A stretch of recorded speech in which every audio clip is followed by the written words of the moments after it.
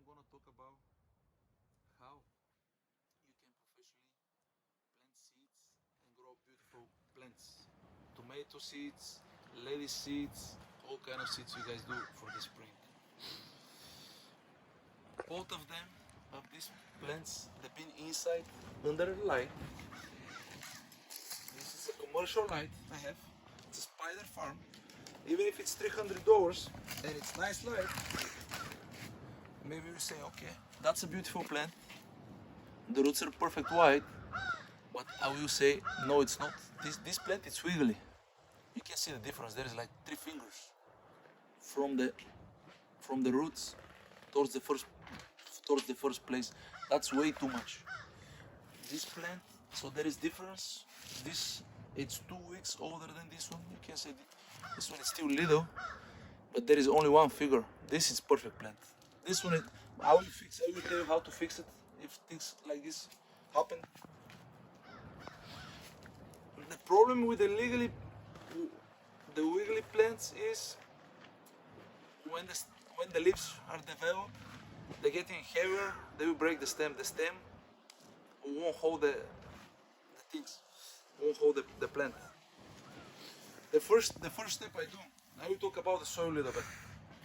When I do seeds, you can use all kind of soil, but the soil I use perlite. Actually, this one is not perlite. This one is peat moss. Use perlite. So I have a peat moss. Perlite. I do for seeds. That's only for seeds. I do 30% perlite and 70% peat moss.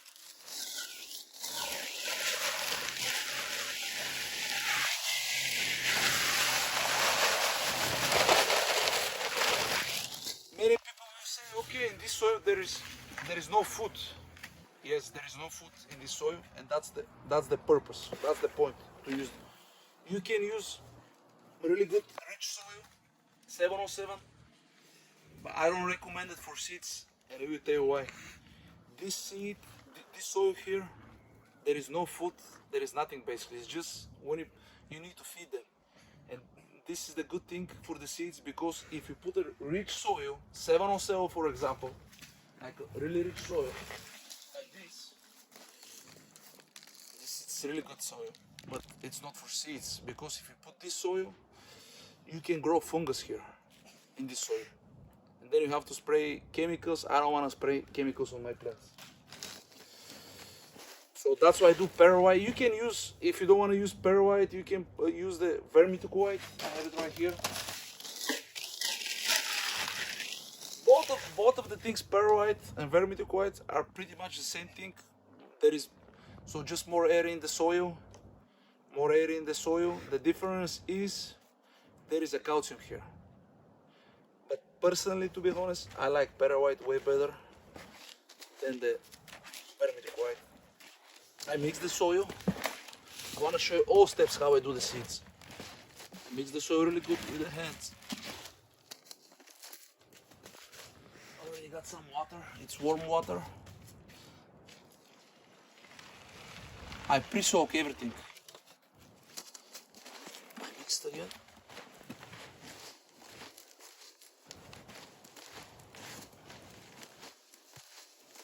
The reason I do these things first, I put the water, because when I put the seeds, I don't want them to wash out or move.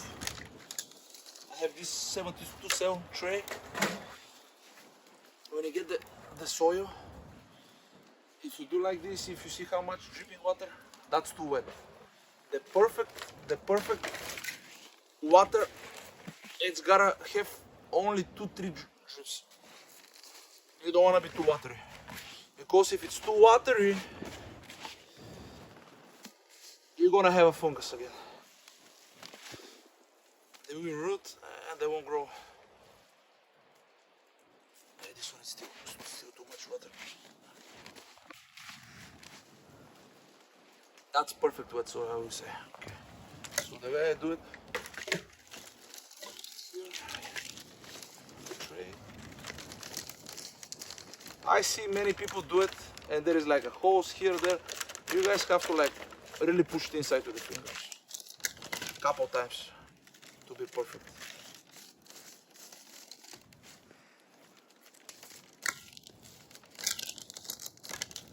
Push it couple times.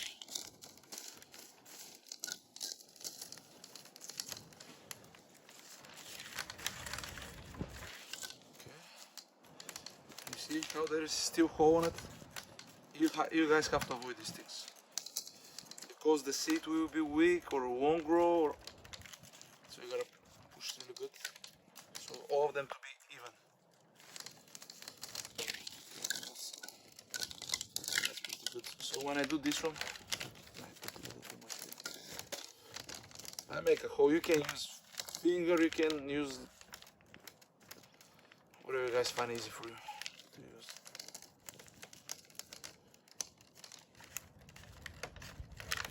That's how they should look. And we get some seeds. I'll put a couple peppers here. In this kind of tray, this kind of cells, I can put lettuce, I can put tomatoes, I can put peppers. I never put cucumbers on this kind of cell. I put them directly to the cup. The reason why I never put cucumbers in this kind of cells, they cannot be transplanted. Them root system, it's really weak, and they struggle when you transplant them. So you put them directly to the cup. That's how I do it. Put them directly to the cup, and then you put whatever you want to put on the plant outside in the greenhouse. I will do a couple peppers to show you.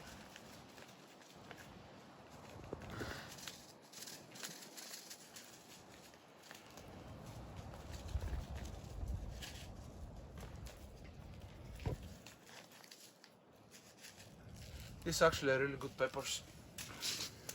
I bought them from Europe, from Netherlands. So the way each cell, obviously you put one seed, you try to be on the middle. When you guys do the hole, I want to mention to don't make it too deep, just a little bit, probably like how big it is, your nail. Don't make it too deep because the plant won't come out.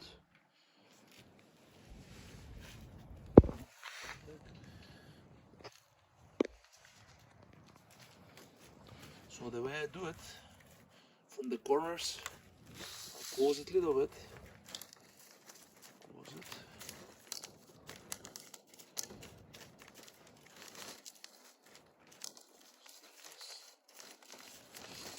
And I put a little bit on the top, a little more soil mudding. That's how you do it. Okay. But there is a couple tips I want to talk about, couple tricks. The mistakes, how they come wiggly, how they will, if you guys follow these steps, your plants won't be wiggly. Okay, so basically we put the seeds here. They're already wet. What's the next step? If you guys, you can use it inside, you can, basically you can use, I can just leave it here in the greenhouse. Or if many people don't have greenhouse, you can leave it in the house or outside, under the light. The way I do it, I put a heat mat under. So I put a dome on the top, or if you don't have a dome, you put a plastic. You get a clear plastic, and you just place like this over, but gotta be clear plastic. The next 7 days, don't open it, don't bother it, don't touch it. The next 7 days. So the reason why I put the plastic so the moist don't go away. When they start to coming out the seedlings, little ones, you don't need the plastic anymore. Till then, don't open it. After 7 days, when they develop like this, you can take them out, and then you can actually put, if they're inside, you can put fan, so for the air circulation. What the most people do, the mistakes, where the mistakes come from. Usually these seeds for pepper seeds, cucumber seeds, tomato seeds, they usually go like 68 Fahrenheit. It's perfect. It's perfect temperature for them to develop the seed. But when the seed will come out from 60 you can do 65, 68, it's perfect. But when the seeds coming out, you should lower the temperature 50, 55 till 60. If the temperature is more than 60, more than 62, that's go. This is the result. They will be legally because they need 7 days. For the peppers they need 14 days, but for the tomatoes they need 7 days from the seed to become with 2 leaves. And you can make it like to come out for 4 days, and that's when you guys put so much heat on it. When you put so much heat on it and there is no enough sunlight, and this is how they come wiggly. So basically on the 7th day when they're coming out, you should lower the temperature. I would say 55, not lower than 50, because they will survive the tomatoes, cucumbers not, but they will stress. You don't want to do these things. So when they go 60 is perfect, 55, 60. And you put a fan. If you have a chance, put a fan for circulation of the air. It's really important to put the fan. Another thing it is, another tip I wanna say. Even this light I use, it's a commercial light, really expensive light. If the plants are under this light for 14 or 20 days, for example, if I take them from my house directly outside to the sun, the next 6-7 hours, this thing will happen. They will burn. See the leaves? They will stress, they will die. Because the sun, they're not used to the sun outside, and they will have a stress. The way to avoid these things, the way I do mine, I'm on zone 7A. I start my tomato seeds February 15 about there.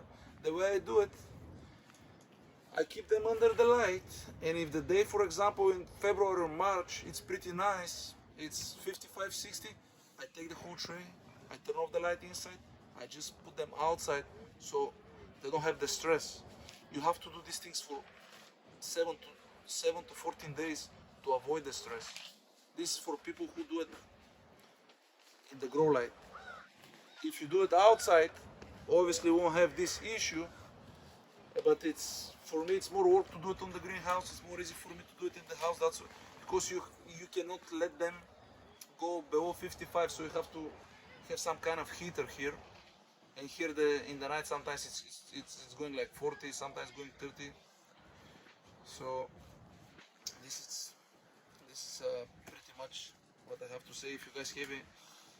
Oh, I want to say a couple more things. I forgot. I'm sorry.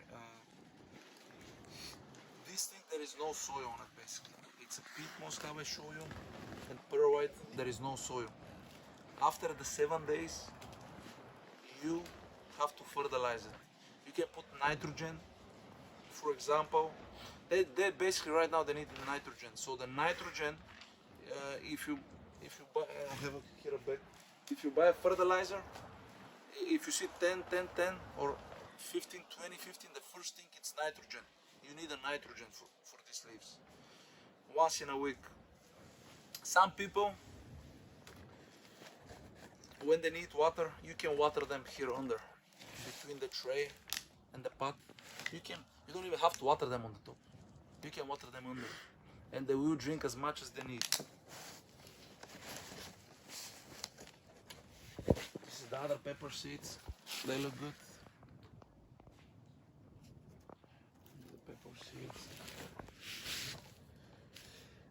And this. Thank you so much, guys.